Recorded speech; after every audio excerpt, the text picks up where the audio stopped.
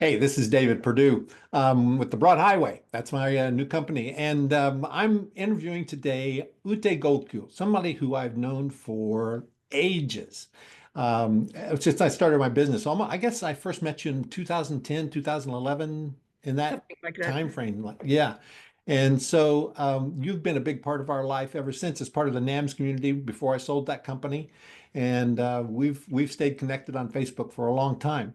And I remember, Ute, one of the things years ago, you came to a mastermind at my house, and you and I were alone sitting on the deck of our house, and you were talking about your experience of growing up in Germany uh, post-war. Now, you were born in 1941, Correct. but your father was captured in 1943, I think you said, Correct. Hmm. and came home in 1947, and you stayed in Germany for 22 years. Uh, Correct. so the thing is that I wanted to get you on here today was kind of give us an example of what it was like to grow up in a country that was trying to recover from a terrible authoritarian dictator. This is kind of a cautionary tale that I wanted to get out there. And I thought about it this morning. I thought you're like 1 degree of separation for me to World War II. And I know that you didn't have any recollection of the war per se, but your experiences growing up after the war have to be really deeply embedded in you. So before we get started, let me just give a quick rundown of what this amazing life that you've built is. So let's see. You were born in 1941 in Poland because your family, your father being a devotee of Hitler and Nazism, moved to Poland to occupy Poland as a civilian. That was something that was requested of German nationals at that point, right? It was, as I understand it, he saw an amazing opportunity. It was not required, but a Okay. possibility. And he saw a possibility to build his own business or a franchise he built from the company he worked before Okay. in Wiedenbrück in Germany. And so against everybody, as I understand it, it has against his brother and others in the family. My mother was incredibly fearful, but he could not be persuaded because he had a rough upbringing himself. I don't know to inflict it right now, but it gives a better understanding of why, in relation to today, why we have the two, I would say, factions in this country now. It is such a parallel, interesting parallel, that I understand it so much better. I bet. I bet your Uh, perspective really gives you a lot of insight into oh, to everything absolutely. going on. Yeah, Absolutely. And, I did some, of course, as my sister and brother, and we tried to put the pieces together, and they were a little bit older than I am. They sure. remember the time in Posen. Only my last phone call with my sister, who is now 89, Oh my. and still, we were Hmm. pretty much, she was very much active as well. But only this last phone call, it never surfaced before. She said,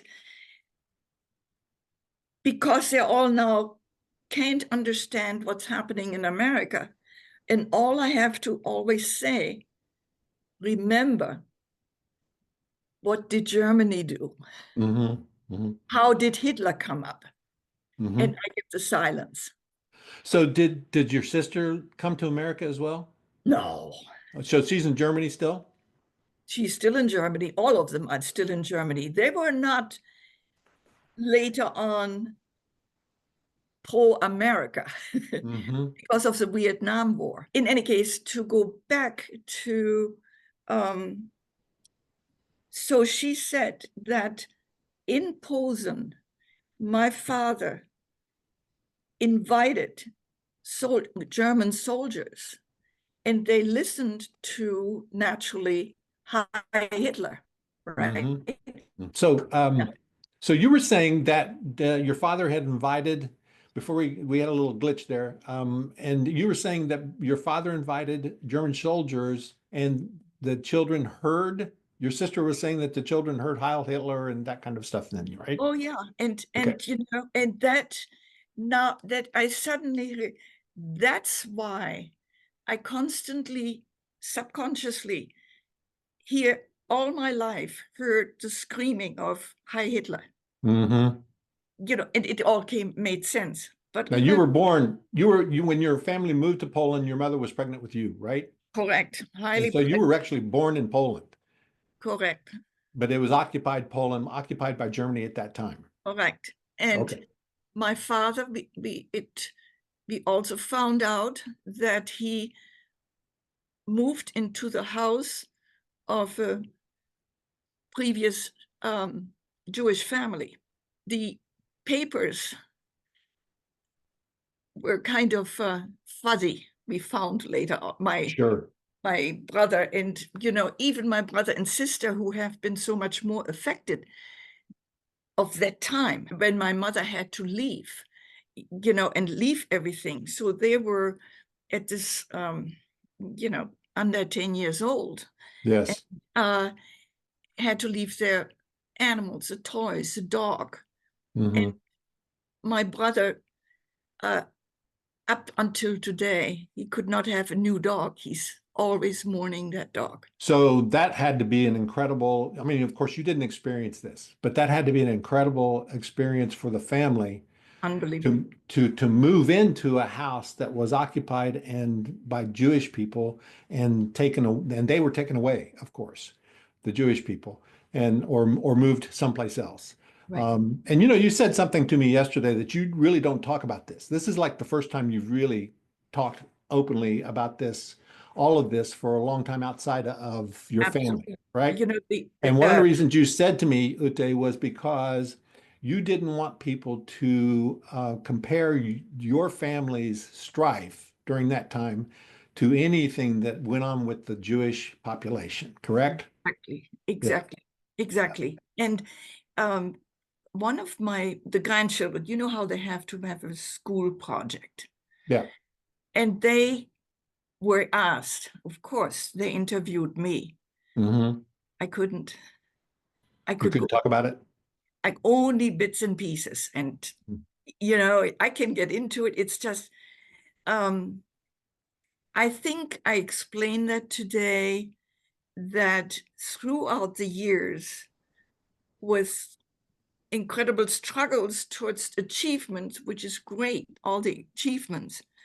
But as you are older, as you age, I realize that as your muscles and your bones become weaker, Hmm. that your emotional compass also does not have the strength as being younger. Yeah. And then that relates also to anybody. Talk to anybody who is older. Some of them can get out of they die in total pain, let's put it, Hmm. Hmm. because they did not have the chance or opportunity to heal, or Hmm. to have the brain capacity to deal, the emotional capacity to deal with that. And Sure.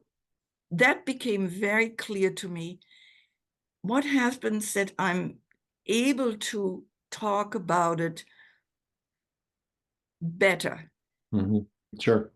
And So I want to say something else about this because before we get away from Germany, um, I watched a documentary not long ago about it was done by I think it was Frank Capra actually, and it was Germany 1945 and 46, and it was mostly Berlin, and it was just a broken shell. I mean, there was nothing left hardly, and the streets were just rubble and all of that. Now, you guys moved back to Wiedenberg, right?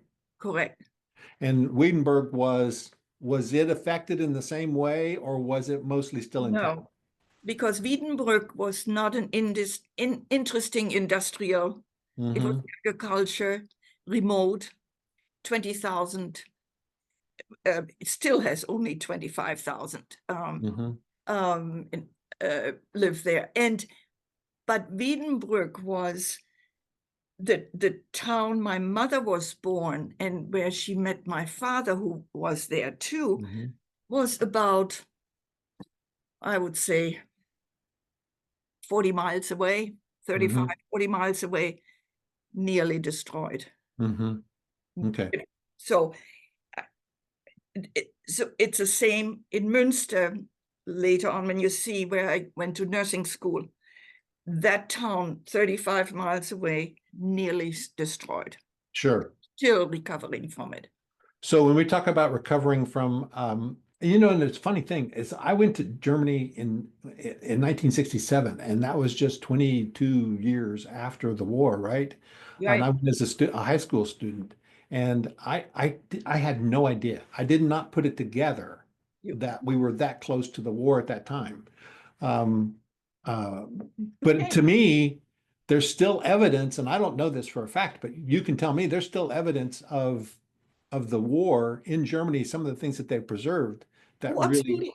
yeah. So I just kind of want to get a feeling for what happened in your family. Your father was enamored of the Hitler doctrine, Right. right? Right. And the reason it makes so much sense. My father was born 1905 Mm-hmm. in an aristocratic family.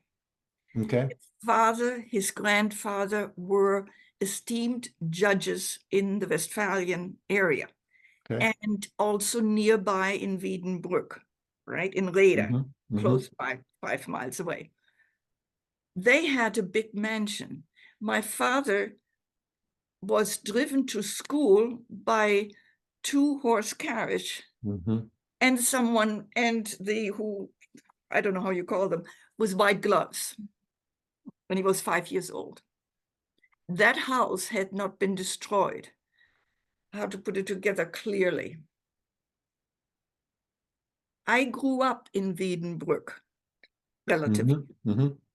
Never knew about that. Mm-hmm.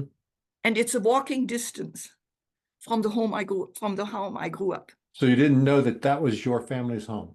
until my father was about in his 80s, Mm-hmm. and I made several trips to connect with him in a different way, Mm-hmm. because I'd suffered under my father. And Mm-hmm. but then understanding what he had gone through, really in a perspective. Sure. We went for a walk, and he was already starting to become a little bit demented. He couldn't count the money anymore. Yeah. But we walked, and he said, "Do you see that? That's where I was. I grew up." I stood there. I said, "Are you serious?" Mm. I had driven with a bike because there was a swimming pool not far from there. I Mm-hmm. passed that house many times Mm-hmm. as a child. And I said, we started, and I said, "Why didn't you ever talk about this?" Right? He said, "You never asked." Mm-hmm. We children never asked him. So to understand that trauma, he lost them. His father died when he was 12 with leukemia. His Mm-hmm. mother died when he was 14 or 15 uh, from the 1918 flu. Mm-hmm. He and his mother, he also had the flu. He was 12 or 13. I have to look up the dates again. But at that age, in the hospital in Davos, in Switzerland, she traveled a lot. She was a Mm-hmm. very progressive woman. And they talked to each other in the room. That was the old care. You don't have the children, all of them together. They Mm-hmm. talked to each other, and in the room and through the wall, but we're not allowed to visit each other. One day, his mother didn't answer. He asked, why doesn't she answer? He didn't get any answer. 2 days later, he had no idea. They never talked to him about it. They sent him on the train to his relatives. and he was an orphan. World War I started, right? So he had lost his parents. His relatives shipped him off somewhere.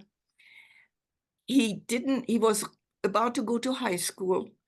They shipped him off to become a farmer. The relatives plundered the family goods. Including that house? Yeah. Okay. And I don't know what they did with the house. It gets so complicated. Sure. And nobody really has a good, because the trauma was too great to talk about it. Sure. But in essence, so to understand my father, he had an older brother. He had benefited from his parents being alive and had sent to the best high school and graduated and got to college. So you have this, and the children, there were three children, they were all separated.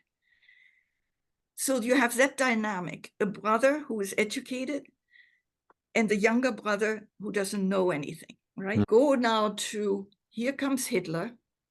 My father sees an opportunity to make something out of him and build his own business in Poland, part of the reconstruction.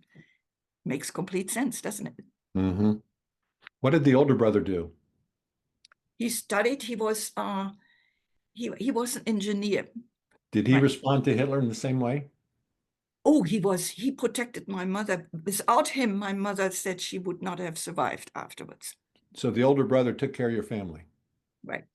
Right. And that was, of course, attention all along, right? They tried to mend, there were visits, and always, I didn't know that that uncle was my godfather, which makes sense, right? He was. Now, but was he, your dad was an enthusiastic Nazi. Was your uncle enthusiastic Nazi as well or not? The most fearful one. A fearful one. Exactly like now. Don't you see what's going on? Okay. My father wouldn't listen to it. Do you see the dynamic that? Sure. Uneducated, educated. And alert, right? And alert, right. And my father only living with his incomplete, horrible past. Sure. Wanting to prove himself to his father or to his, and saw that opportunity. Sure. Now, as you know better from the history, probably, then Hitler was at 42, the war didn't go well, right? And then when the Americans came in, 43, I think, I believe. Right. And he felt he needed to, I don't know whether he volunteered or he was kind of, if you don't volunteer, we get you. Right. No idea. Right. That never came through. In any case, he was, and that is again not clear, and I don't know the history in that detail, but he was sent to France. And you know that Normandy, you were. Yeah, we went there a couple of years ago. And you wrote about that, and I only over time put the pieces together a little bit. And in any case, he was captured and was, until 47, he was a prisoner of war. Where was he a prisoner of war? Do you know? In the Provence. Provence, France. Okay. So Yeah. so they didn't ship him to the United States like they did some prisoners. No, Okay. but he actually, after the first 2 years, he briefly talked about it. But here's my father, how he deals with that. He prided himself all his life. He never lost a moment of sleep any night, regardless of the horrible conditions in the prison.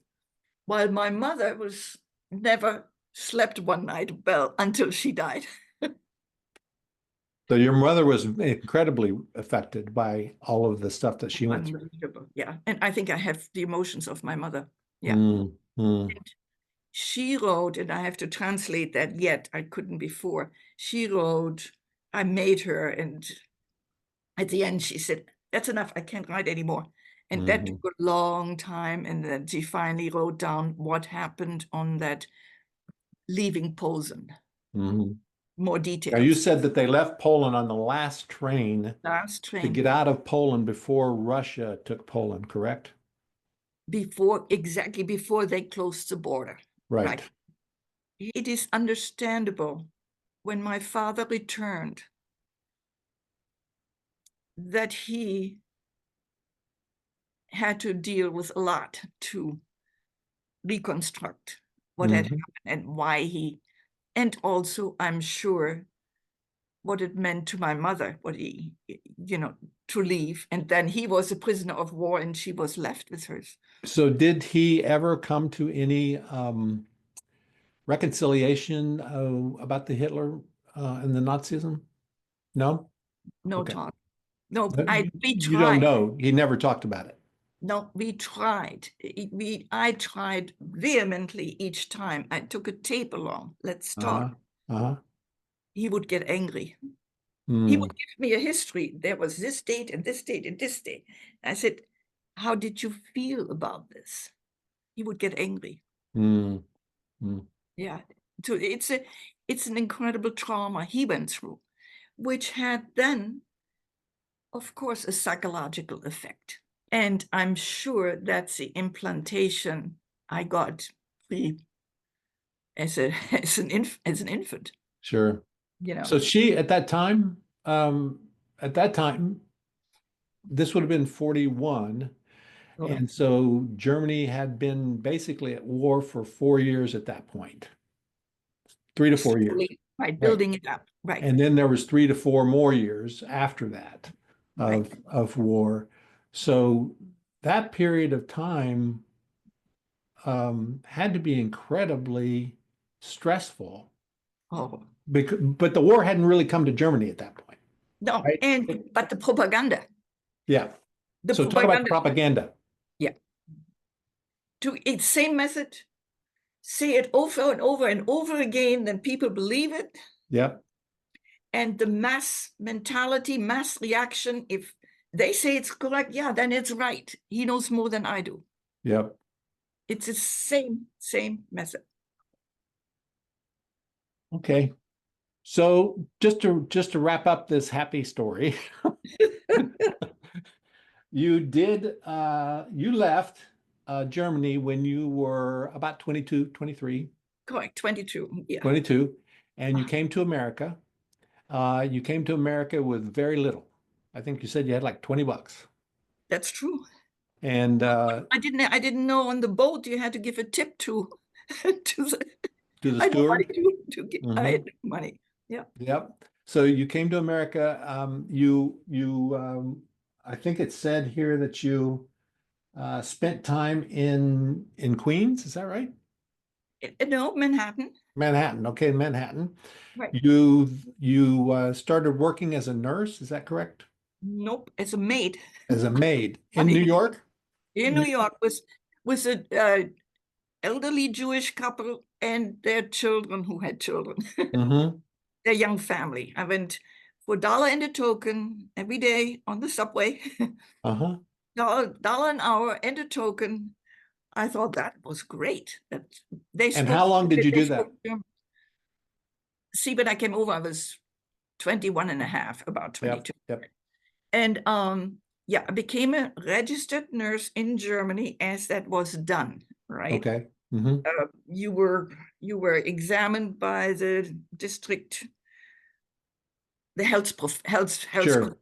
you know. So it was mostly on the job training kind of stuff. Totally, yeah, Okay. totally. Then with nuns, so I was about to step into the convent, Right. right? So then you came to America And after I that. came to America out of that. Okay. And Out so of when you the came to America, forced, you worked as a maid correct. for this Jewish family. How long did you work as a maid for the Jewish family? Until about the fall, Okay. until about September, October. I came April until September, October, because and I went to night school to learn English. Uh-huh. So you didn't speak English then either. Okay. Okay. Just no. And so let me see. So that's just a few months that you worked as a maid there for that Right, family. And right. then from that point, it looks like your life just got much, much better as you Everything. got more education, and you ended up with a PhD, That's right. and you became an assistant professor at the University of Hawaii. Is that right? That's correct. Was there And for so, how long were you 16 there years. in Hawaii? 16 years. 16 years as a professor in Hawaii. Correct. That's quite a story. I mean, that's you've done a nice job of building a life. And But and you know, now, David, the thing is, uh, it's life psychology is interesting, sure, how that works. I had two siblings. They were a little bit older, and then later on, after the war, another one came for 14 years. That's a whole different journey. sure. Being the third one, two others, the whole aspiration of my father was, particular my father, to get an education. Mm-hmm. It's an immigrant story in itself. Sure, sure, sure, They did everything well, but there wasn't that much opportunity. There was one gymnasium, how the system was, and you had to enter there by examination at the fourth or fifth grade, right? mm-hmm. Mm-hmm. Now, I was a very sickly child. I had, I missed more school in elementary school than I attended practically. I Sure. found documents even from that. Mm-hmm. And so on top of it, I was severely dyslexic, which nobody knew. I didn't even know because Right, I couldn't read. right. All right. So I was the stupid one. Mm-hmm. There was no, they were struggling to get us going. How come this child is so different? Mm-hmm. So that was, I think, a difficulty for them as well. But And it's really interesting that you're the one who then stepped out and came to America as an oh, yeah. immigrant and built this life, and nobody else did.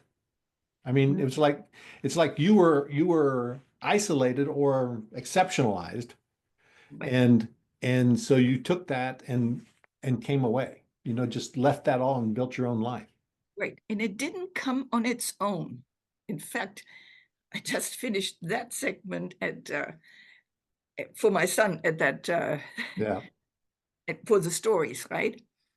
And again, only realizing how come I came to America. I never ever had any regrets. It was a new life starting, sure, sure, and I even wrote a little story about the departure of the boat, right when I left from the sure, boat, and before I became high school dropout because I couldn't manage it. I couldn't handle sure, it. sure. What was there to do in a small Westphalian area after the war? There was no opportunity except becoming a maid Mm-hmm. or a helper secretary, practically, Mm-hmm. Mm-hmm. and or a nurse. It didn't nurse didn't was a service. It didn't require any school. Sure. I enjoyed. My mother was a pediatric nurse before she married my father, and my father would not let her work. That Mm-hmm. said, your wife doesn't work. Mm-hmm. It's against his status. Only working people work. I mean, the low Mm-hmm. class works, Mm-hmm. right? So she always regretted that. She loved it. And I was inspired by that. And I thought, well, Mm-hmm. I can do that. Mm-hmm. Sure. However, I was too young when I dropped out of high school to become, and there was no opportunity around. I also wanted to get into the theater. There was nothing. I Mm-hmm. enjoyed Mm-hmm. creating creating theater. And so what to do? I had to be close to 18 before they accepted me into nursing school. Sure. So what to do in the meantime? So my father said that she has to become independent. I was very much a house body. I was always alone, loved to be alone, did the garden, did help, never got in trouble or anything. Mm-hmm. Mm-hmm. When my sisters fought, I would stand in front of them and say, I did it, so they didn't Mm-hmm. get punished, Mm-hmm. right? That kind of mentality, and totally immersed in the church, Catholic Church. Mm-hmm. And so he said that I needed to be toughened up. So the only way he felt that could to send me far away. Mm. And well, being sick so much, then my mother said, yeah, that made sense to send me to Switzerland into the mountains, nice air. Mm-hmm. So they found a job for me for an elderly couple who had a jewelry store in Davos. Mm-hmm. Tipped me off, and I actually was excited. Mm-hmm. It was like vacation. I had no idea. I was 16 and a half, a mentality of a 10-year-old. Mm-hmm. And I thought it was great. I can clean. I did that at home all the time. Mm-hmm. And in Switzerland, well, reality set in. After a while, I was a maid and not a family member, right? Mm-hmm.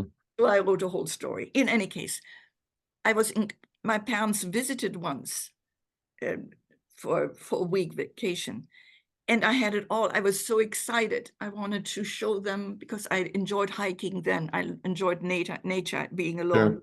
My father said we had one afternoon at the cafe once they arrived. I was so excited to show them around and all of it, and the church and the priest and all of it. Mm-hmm. No, you have to work. We didn't come to take you away from your work.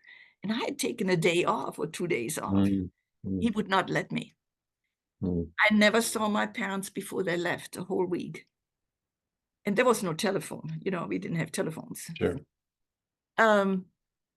That was the first, I became numb. And when they left, I was numb. And I said, I see you Christmas. I said, no, you're not. You're not coming home Christmas. And I had the priest in that little church was wonderful. He took care of a lot of other service people. Mm-hmm. Switzerland, they all come from everywhere to be a maid, like here, to clean the homes, right? Sure. And when I returned to Germany in April, back to the family, the This was umbilical, after a year of being there in Davos, pretty much, right? the whole Okay. year, Okay. a whole year, and there was no telephone, so you would Yeah. write. And but that was a turning point of independence. Mm-hmm. I felt I was so excited to get home to see everybody, yet was so incredibly fractured from that they didn't want me to come home. That when I got home, I had no feelings left. Mm-hmm. So I went to nursing school. I many times didn't go home, but volunteered to stay overnight with the dying people. I loved that. Mm-hmm. Mm-hmm. I would go overnight to the to the nursery, to the newborns. I was so afraid they would not be baptized by everybody. I would baptize everybody Mm-hmm. so that they go into heaven on my time, on my watch. Mm-hmm. And so it was that mentality. Mm-hmm. I saw a book. Then I meet Dieter, who had his own story of being post-war. He was 3 years older than I am. He didn't fit into his family. Mm-hmm. And start a new life. I can do that. Mm-hmm. And so that's how it started. 6 months later, didn't tell anybody, just had to finish nursing school, but through writing, got the thing going. And So when you decided to come to America, you just went with Dieter to America. Is that right? oh, he went 6 weeks before. I'd only Okay. met him 4 times. Okay. So then you went afterwards. Correct. I had to But get you the did paper. you I had to get a sponsor. what did your family think of you going to America? Well, my father, I don't think he ever reconciled that I would like America. Mm-hmm. And of course, my mother, she said, why do I raise children, right? Mm-hmm. And when David, I was full of eczema all over Mm-hmm. for doing the nursing school. I couldn't wear short sleeves. Mm-hmm. I come to America 6 months later, nothing. Mm. I didn't go to the doctor, of course not. I didn't have the money or even think of it, right? So, in other words, So it was stress related. oh, totally, totally. Yeah. 2 years later, a year later, went back to Germany where we got married, and I started breaking out again, and come back to America, all done, and so this is now here it is. You see, my brother and my sister had the opportunity. They were thriving in the high school and could go to college. That's the entrance, gymnasium entrance, Abitur entrance to university. My brother became a lawyer. My sister became a pharmacist. And so, and there was absolutely, having stepped out of high school, there was no chance for me for anything except, so I had an aunt who had set me up with a 40-year-old doctor, and I was already on my way. They didn't know that, I was already was already gone. So here I come to America it says, wow, nobody, it just was wow. There were the mark, what was it? $4 for 1 mark. No, 4 marks for $1. That's how it was. That's probably it. 4. Here I would make $1 per hour, and I could buy a couple cans of peaches. I remember the first thing, buying peaches in syrup and cream for $1. Yeah. So yeah. So tell me, you've been here since 1963. Correct. Okay. So you've been in the US, what, 60 years now, about? 60, yeah, right. More than that. Right? Yeah, a little bit more than that. Yeah, more than that. And I know you're incredibly active and you travel and you do all those kind of things, but I also know that you're incredibly appreciative and that you love where you live. You love this country, you love the children that you brought up, the grandchildren that you have. Still do. So tell me a little bit about what that means to you. I think the basic means you feel free. Nobody asked me. I was the opportunity. All I had to was perform. All I had to go after a possibility.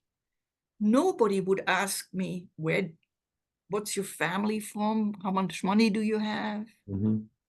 And during my time, the appreciation of immigrants, at least we experienced in New York, the opportunities were unbelievable. We did not know that. I only knew later. I could have gone to the university there, my husband and I, for free as immigrants. But in any case, I go to night school. I could do this, could do that. I mean, nobody asked whether you go to church or don't go to church. All there is in the incredible generosity in appreciate. It's like you met people, they're like as if they have known you forever. And the German culture, particularly the Northern culture, is very, very careful and judgmental and standoffish a little bit. Oh yeah, arrogant. Okay. And critical of everything. Excuse me. And that was the first thing, the freedom. And nobody was critical of me, how I did it. The generosity of the American spirit is still today. Okay. I mean, I see it giving back. I do a lot of volunteer work almost every day for the Hunger Network, right? So you meet people, and it's just like there is a soul in the American culture. And I think the openness to intercultural, and yet the humanist comes out too, the prejudice and all of it. It's also sick, but it's not everybody. Mm-hmm. Mm-hmm. Then how can I say, for the freedom to move, to build, to nobody, I never heard the word one more time, you're stupid. Mm-hmm. You Mm-hmm. can't do this. Not one more time in this country. I never heard one more time a priest saying, if you do this, this will happen. Mm-hmm. Mm-hmm. And the freedom of the spirit, the expectations were not of us to, how can I say, same with Dieter, the opportunities he had. The expectations were what you create and bring to the spirit rather than criticizing it. Mm-hmm. I don't know, So but that makes it, sense. it does. It makes complete sense. So I'm wondering if you, I mean, given your experience from post-World War II in Germany to having come in 63, which was kind of like the highlight um, of American progressiveness, right? 63 to 68. That was a period of time where 60 to 70, even before that with Eisenhower, that was a period of progressive improvement in this country and opportunity. And No then idea at that time. from that period after that till now, are you still as optimistic as you were? I have not given up in the American spirit. Okay. It's the American spirit is incredibly forgiving. And when that's why I love traveling the country, Mm-hmm. solo, the small towns, the Midwest, the different areas, Mm-hmm. alone, nobody. I need to do it my own way. You find a generosity there of humanness that is a core spirit I do, and has to, I think, with the intercultural. Sure. Yes, we have all the history, because I didn't know, during the 63, look at the era. Oh yeah. Kennedy was murdered, right? Mm-hmm. Um, that's when I had my first job. It's a whole different story again, Sure. the reactions. Sure. Then I had no idea about Martin Luther King because I Mm-hmm. couldn't read, and we were not Sure. in that, okay? All I was, wherever I went, wherever I worked, I loved it. There was a total different, an embracing you as a person. Mm-hmm. Who are you as a person? Mm-hmm. That's even after I had my doctorate. That's why I say once I got it, I mean, yeah, I scrambled so much to prove to my father I'm not stupid. That was a core drive. Mm-hmm. And how stupid is that? That was, this took me Well, so that drives a long. lot of us, I will have to say. That took me so long Mm. to see that, Yeah. and while in Germany, in comparison, I think it's my father and mother felt elevated when they have a friend who was Dr. So-and-so. Yeah, sure. And Frau Doctor, the wife, gets the title of the husband. She had nothing to do with that. Really? Hmm. On mail, you was Herr und Frau Doctor. Mm. And I had to greet them, Frau Doctor, And Mm-hmm. now you grow up with it. That was part of it, right? But to unravel all this and racing after to prove to my siblings, to my parents, I'm not stupid. That was a Sure. drive. Sure. Once I had it in my hands, this is stupid. Well, Lute, this has been wonderful, and I appreciate you doing this. We've had a really nice conversation, and it's really great to catch up with you again. You're one of my favorite people, always have been. Oh, I mean, we can talk what I you know. have met and all of that. I Yeah. love you. Love you. Thank you very much.